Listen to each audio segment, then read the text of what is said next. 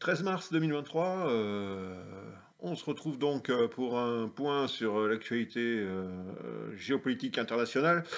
Alors, il y a beaucoup de sujets en ce moment, c'est très très riche, hein, l'actualité est débordante. Donc on va y aller tout de suite, on va commencer tout de suite pour pas faire une vidéo trop longue. Alors, euh, alors cette semaine, mercredi, nous avons eu des frappes russes sur un peu partout sur l'Ukraine. Et on a appris dans la semaine que parmi les 80 missiles qui avaient été lancés sur des infrastructures énergétiques, particulièrement à Kiev, mais aussi à Kharkov, à Lvov et dans d'autres lieux, Zaporizhia, etc.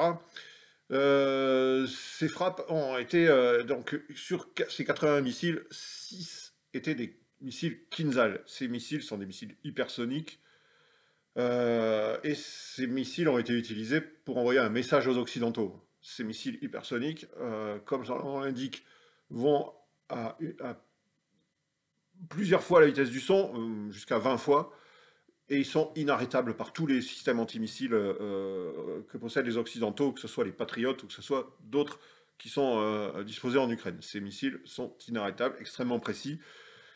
D'ailleurs, c'est une invention française, hein, la notion hypersonique a été inventée par un Français, Jean-Pierre Petit, mais les Français n'ont pas jugé bon d'utiliser ça et de le développer pour leur armement, parce que finalement, nous on est au-dessus de ça, bon bah, c'est les Russes hein, qui ont fait, et maintenant ils nous envoient donc un message avec ces Kinzhal. Voilà, ils en ont tiré 6. Alors, ils n'en ont pas beaucoup, ça représente sûrement moins de 10% de leur arsenal, hein, même largement moins.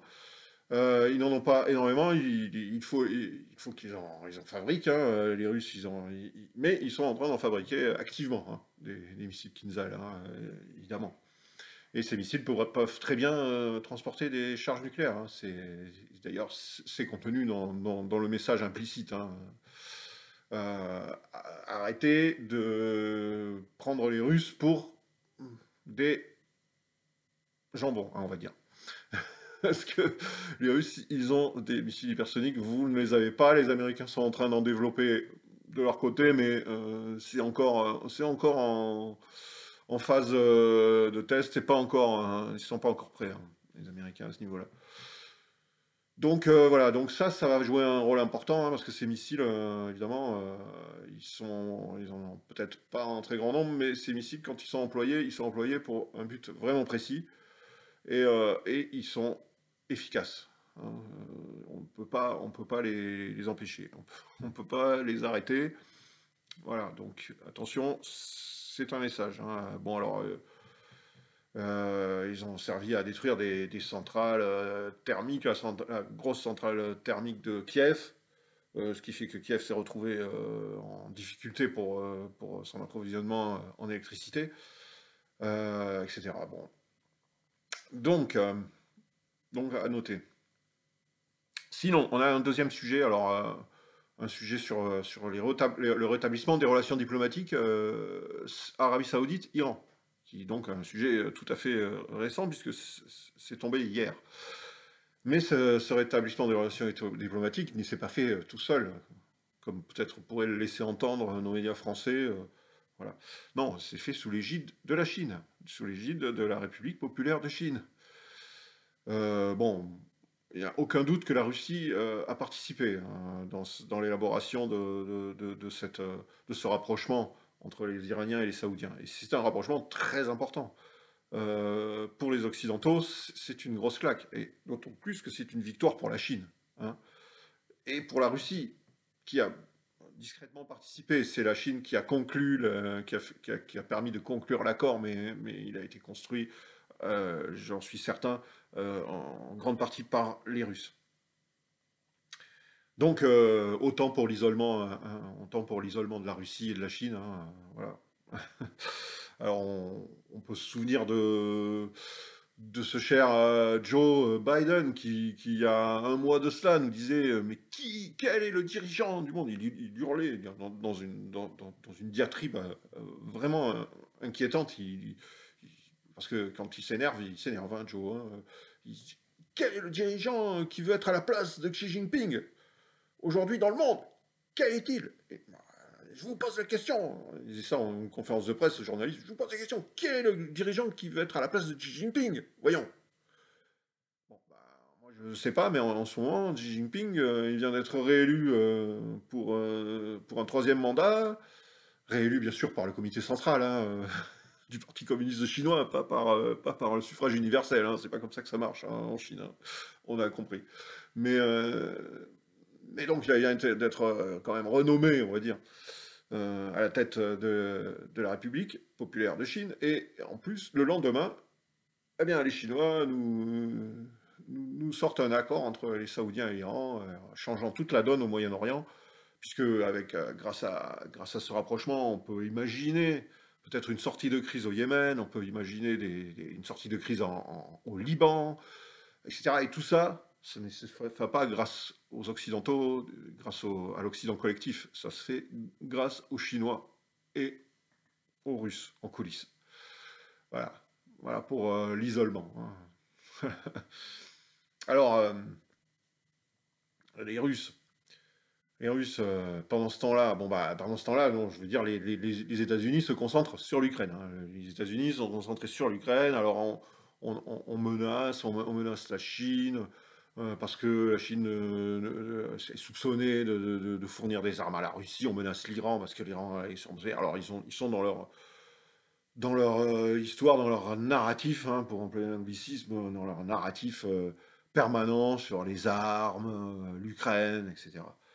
Mais pendant ce temps-là, la diplomatie chinoise agit discrètement, en silence, puisque tout cet accord entre donc, les Saoudiens et les Iraniens s'est fait discrètement. Il a été travaillé pendant des mois et des mois, hein, possiblement même des années, mais dans la discrétion, sans utiliser de leçons de morale, droits de l'homiste, sans utiliser des sanctions à tir-larigot, sans imposer des valeurs, que ce soit des valeurs woke, que ce soit des valeurs, autres valeurs supposément universelles, mais qui en fait sont celles de l'Occident collectif. Non, tout ça n'est pas dans l'arsenal diplomatique chinois. Les Chinois utilisent des méthodes discrètes et arrivent à leur but.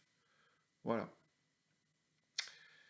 Donc, voilà. Bon, après, alors, sinon, on a Joseph Borrell, hein, le fameux donc, chef de la diplomatie de l'Union européenne. J'ai toujours du mal à le dire, parce que ça n'a aucun sens.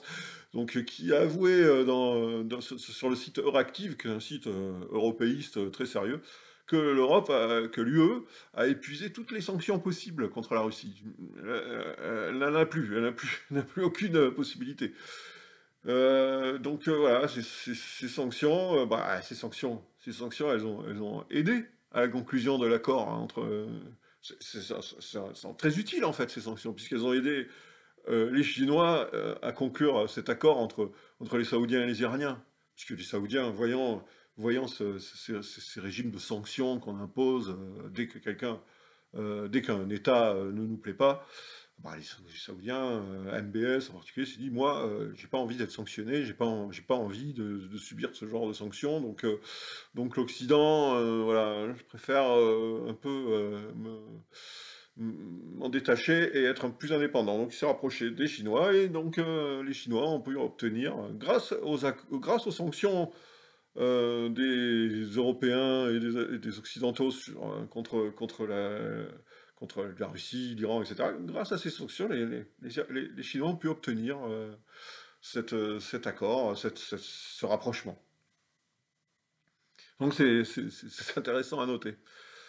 On a par ailleurs le conseiller à la sécurité nationale US, Jake Sullivan, qui, alors là je quitte donc cette région du monde, je retourne vers les alentours de la Russie, donc la Géorgie. Bon, la Géorgie, on sait ce qui s'est passé.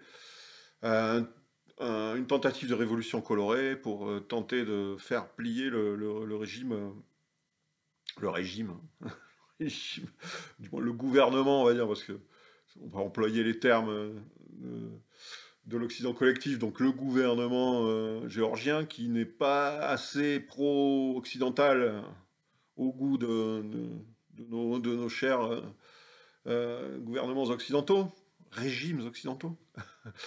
Donc voilà, donc on a organisé, donc des manifestations ont été financées, organisées, on sait comment ça fonctionne, hein, on finance des ONG qui organisent des manifestations, et là et on peut dire le peuple géorgien exige que l'Occident se mêle de sa politique, se mêle de ses... Voilà, puisque c'est ça, hein, la loi qui devait être donc votée en Géorgie, c'est une loi qui existe en Russie, hein, mais aussi aux États-Unis, et même encore plus, d'une façon encore plus sévère aux États-Unis. Hein. Les ONG qui sont financées par des États étrangers doivent être répertoriées dans des listes, hein, doivent déclarer, etc. Et c'est encore plus strict aux États-Unis que dans les autres pays. Et d'ailleurs, le Canada de Justin Trudeau vient de voter une telle loi.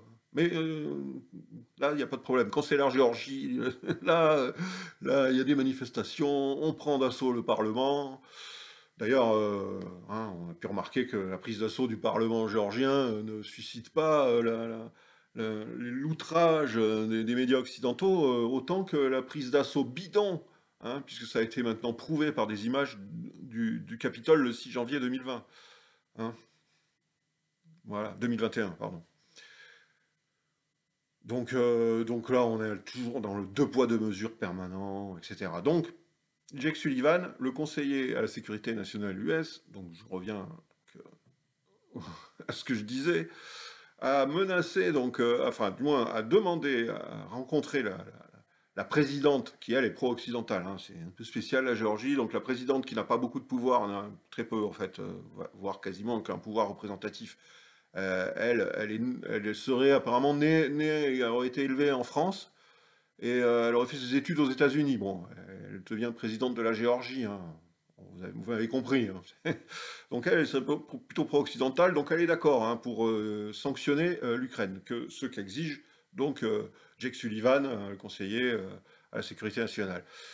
Bon, bah, elle serait bien d'accord, mais bon, le problème, c'est ce gouvernement un peu trop pro-russe, hein, on va dire, hein, au goût des Occidentaux. En réalité, il n'est pas pro-russe, mais pour les Occidentaux, quand on n'est pas 100% aligné sur l'Occident collectif, on est méchant, on est pro-russe. Bon, alors, évidemment, ces sanctions, vu la taille de la Géorgie, sa position géographique et sa situation économique, des sanctions, enfin, si elle devait implémenter les sanctions contre la Russie, ce qu'elle n'a pas encore fait, hein, elle s'est toujours refusée à le faire, bien qu'elle condamne officiellement l'agression, entre guillemets, l'intervention, moi je préfère dire l'intervention russe en Ukraine, elle n'a jamais implémenté ces sanctions. Et bon, bah, si jamais ces sanctions étaient mises en pratique par la Géorgie, c'est le suicide annoncé de l'économie géorgienne. Hein. Je peux vous le dire, il n'y a aucun doute là-dessus. La Géorgie n'a absolument aucun moyen économiquement de s'en sortir en coupant les ponts avec la Russie. Hein. Autant pour ses exportations que pour ses importations. Enfin, c'est clair. Donc voilà, bon, voilà où on en est au niveau de la Géorgie. Alors je passe assez rapidement, et puis je vais faire un petit tour d'horizon. Alors il y a Prigogine, donc le fameux, qu'adorent les médias français, et particulièrement LCU, l'a bien nommé, donc le fameux dirigeant de la PMC Wagner, hein, donc l'agence de mercenaires, hein, russe Wagner qui combat donc à Bakhmout. Prigogine s'est déclaré candidat pour les élections présidentielles, mais pas en Russie, en Ukraine, en 2024. Et il a même annoncé qu'il serait le président ukrainien en 2024. Bon, tout de suite ça a été pris au sérieux par nos médias, évidemment, alors que c'est du troll. Hein. Prigogine adore troller l'Occident. Et de temps en temps, il dit des vérités, hein. Il dit des choses vraies, mais en même temps, il a beaucoup d'affirmations qui sont du troll, hein, genre la Russie ne nous fournit pas assez d'obus, etc. Tout ça, c'est du troll. Et là, on est dans le troll plus, hein. Mais on sait jamais, hein, pourquoi pas, hein. Peut-être que dans un an, je dirais, bah, le troll finalement s'est avéré réel, hein, et Prigojine sera président de l'Ukraine. Mais bon, il faut le prendre pour ce que c'est, hein. C'est de la provocation, voilà, de la part de Prigojine. Alors, on va revenir sur Nord Stream avec le président polonais Duda qui nous dit que Nord Stream c'est bon pour l'Europe. Il a fait une déclaration en ce sens. Nord Stream c'est bon pour l'Europe parce que ça permet évidemment de se détacher de l'emprise russe, etc. Enfin, c'est bon pour l'Europe. Alors bon, voilà. Alors les Européens, les Français, les Allemands, etc. seront contents d'apprendre que finalement, de payer 4 ou 5 fois plus cher leur gaz pour se chauffer l'hiver, bah, c'est bon pour eux, hein. Ils vont se ruiner en facture de gaz l'hiver prochain et c'est bon pour l'Europe. Voilà, c'est Duda, le président polonais qui dit beaucoup de choses, beaucoup de choses intéressantes. C'est très bavard, hein, Duda. Et bon, bah écoutez, l'histoire, donc, on a l'histoire du New York Times sur le Nord Stream. Alors, on essaye d'allumer des contre-feux du côté américain, c'est clair. Alors, on nous a sorti cette histoire abracadabrantesque, pour reprendre du Chirac, abracadabrantesque, de l'attentat sur Nord Stream qui aurait été commis par 6 personnes dans un petit yacht, qui a permis de transporter. Bon, il faut à minima 1000 tonnes de bombes, hein, pour faire sauter un engin pareil, un gazoduc comme Nord Stream. Et deux gazoducs d'ailleurs, comme les deux gazoducs Nord Stream. Donc voilà, bon, voilà, donc ce serait un petit yacht loué d'ailleurs, hein, selon le New York Times, loué d'ailleurs par une compagnie polonaise, hein. Je pense que Duda devrait poser des questions là-dessus. Si, mais non, non, je pense pas qu'il le fera, hein. Donc bon, bah, voilà, tout le monde, bon, cette histoire, elle tombe à plat, tout le monde rit, hein, tout le monde rigole, même en Occident, personne n'y croit. Alors, on voit, je crois, Financial Times, une nouvelle histoire. Alors maintenant, ça serait donc un blogueur euh, euh, danois qui aurait fait des recherches sur tous les emplacements des vaisseaux, de tous les bateaux qui se trouvaient dans la zone de la mer Baltique au mois de septembre, et qui aurait remarqué, en étudiant pendant des mois tous les déplacements de tous les navires, qu'un navire grec, un tanker chimiquier grec, euh, du nom de Medusa Julie, je crois, hein, Medusa Julie, un joli nom, qui se serait arrêté dans la zone aux alentours du 6 septembre pendant une semaine. Ah, c'est bizarre. Alors, qu'a-t-il fait pendant une semaine dans cette zone, juste avant l'explosion des gazoducs? Alors évidemment, cela ne prouve rien, mais on fait des articles. On fait des articles. Alors oui. Alors évidemment, l'histoire du méthanier grec, c'est un peu plus crédible que le petit yacht avec 6 Ukrainiens à bord, hein.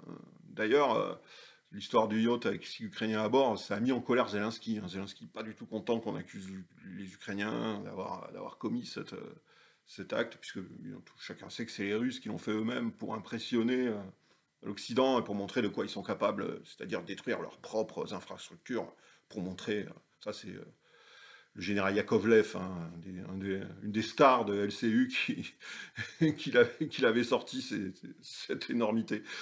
Donc voilà, donc bon là maintenant c'est l'histoire du tanker grec, bon, qui aurait séjourné donc, pendant une semaine dans la zone où a eu lieu la destruction des gazoducs. Bon, tout ça, ça sent quand même le plan B, hein, vu que l'histoire du petit yacht fait rigoler tout le monde, alors on a trouvé une autre histoire, mais bon, tout ça n'est pas crédible comparé à l'enquête dont personne ne parle, hein, dans les médias occidentaux, de Seymour Hersh, qui est bien plus fondée, bien plus sourcée, même si elle n'a qu'une source, hein, mais une source bien informée, parce que Seymour Hersh a des sources très très bien informées. Ce n'est pas n'importe qui, c'est Moerch. C'est un des plus grands journalistes actuels dans le monde. Et c'est pas un blogueur danois. Et voilà. Alors, bon, bah, évidemment, la presse de référence, le New York Times, le Financial Times, tout ça se ridiculise totalement et perdent toute crédibilité en avançant des histoires comme ça, mais c'est pas nouveau. Alors bon, je voulais revenir sur une histoire qui date un peu, mais qui est toujours en cours, et dont j'avais déjà parlé, mais qui continue à être une réalité. C'est le journaliste espagnol qui est emprisonné en Pologne, accusé d'être un espion au service des Russes, parce qu'il a fait des reportages dans le Donbass qui n'ont pas eu la joie de plaire au gouvernement polonais.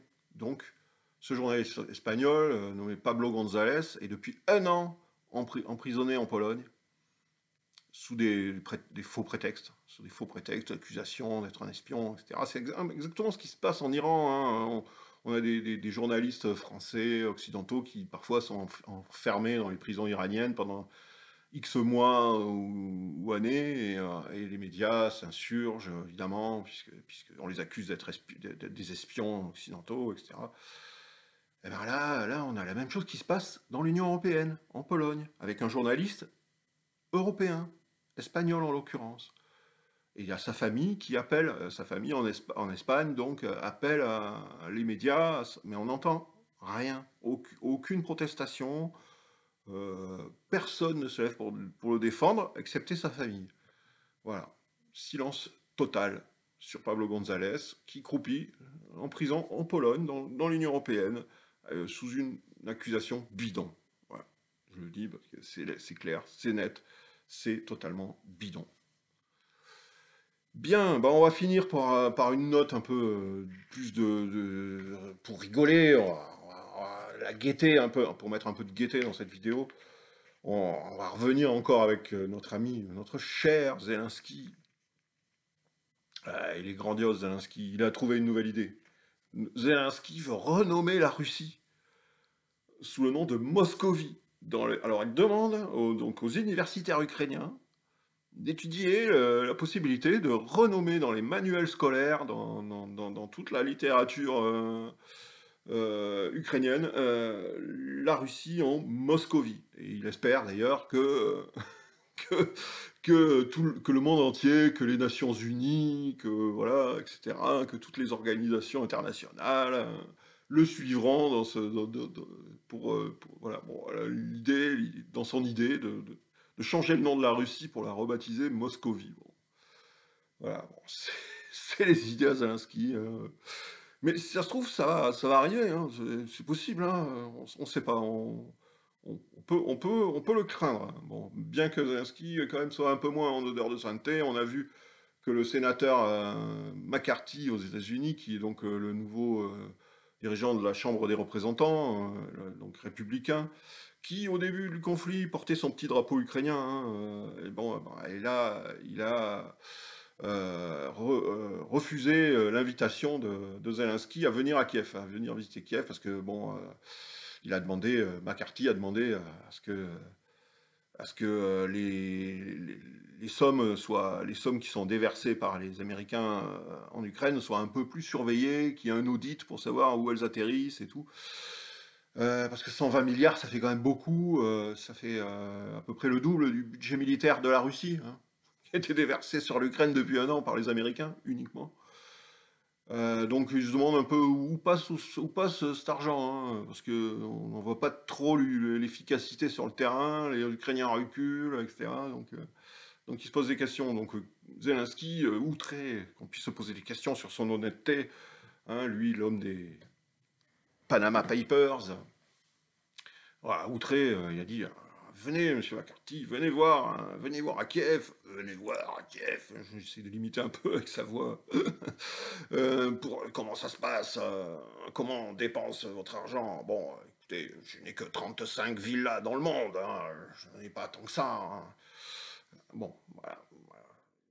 Zelensky a invité McCarthy à Kiev, et McCarthy a refusé de venir. Donc ça prouve que Zelensky, alors il paraît qu'aussi Zelensky voulait reparler cette année aux Oscars, Et que cette fois-ci, les Oscars l'avaient accepté l'an dernier, mais cette fois-ci, les Oscars ont dit non. Non, là, non, cette fois-ci, donc, Zelensky, ça commence à sentir le roussi. Voilà, bon, bah, McCarthy, d'ailleurs, je précise, c'est celui qui a donné à Tucker Carlson les vidéos du 6 septembre, hein, les 40 000 heures de vidéos qui avaient été cachées par les démocrates. Vous pouvez voir ça dans mon blog, hein, la vidéo de Tucker Carlson avec les extraits intéressants donc, de la fameuse attaque du 6 janvier 2021, donc du Capitole par les supporters de Trump. Bon, on voit à quel point cette histoire a été totalement manipulée. Les supporters de Trump étaient totalement pacifiques. Les quelques personnes parmi eux qui ont fait des dégâts, c'était plutôt des antifas cachés, enfin déguisés en supporters de Trump. Toutes ces vidéos le prouvent et le montrent maintenant, et elles ont été cachées pendant 1 an, même presque 2 ans, hein. Donc maintenant, la vérité commence à sortir, et c'est grâce aussi à McCarthy, hein, donc c'est sénateur McCarthy. Voilà. Donc vous pouvez retrouver tout ça sur le blog Noir de Brocéliande. Vous avez les liens en description de la vidéo. Vous pouvez aussi m'aider en m'aidant financièrement. Si vous pouvez, vous avez dorénavant les Super Thanks YouTube, les super remerciements de YouTube. Vous avez un petit cœur en dessous de la vidéo si vous voulez m'aider par un petit Super Thanks. Employez l'anglicisme en l'occurrence. Je ne sais pas comment le traduire, un super remerciement. Bon, vous l'avez en dessous, là, sous la forme d'un petit cœur sous la vidéo. Et puis, vous pouvez aussi passer par PayPal ou Tipeee, et ça m'aidera beaucoup. Alors, si vous ne pouvez pas, c'est pas grave, ça ne change rien. Je vous remercie quand même d'avoir regardé cette vidéo jusqu'au bout. Si vous pouvez me mettre à ce moment-là un petit pouce en l'air, ça sera un petit pouce en l'air, ce sera toujours utile. Et puis pourquoi pas un petit commentaire et partager cette vidéo. Et puis aussi, vous pouvez toujours suivre Jacques Frère sur Twitter, hein, je vous le conseille. Jacques Frère sur Twitter, l'adresse de son tweet est dans la description, ainsi que le blog Veille stratégique de mon ami Sylvain Ferreira, qui est toujours passionnant. Vous pouvez aussi retrouver les vidéos qu'il fait avec Régis de Castelnau.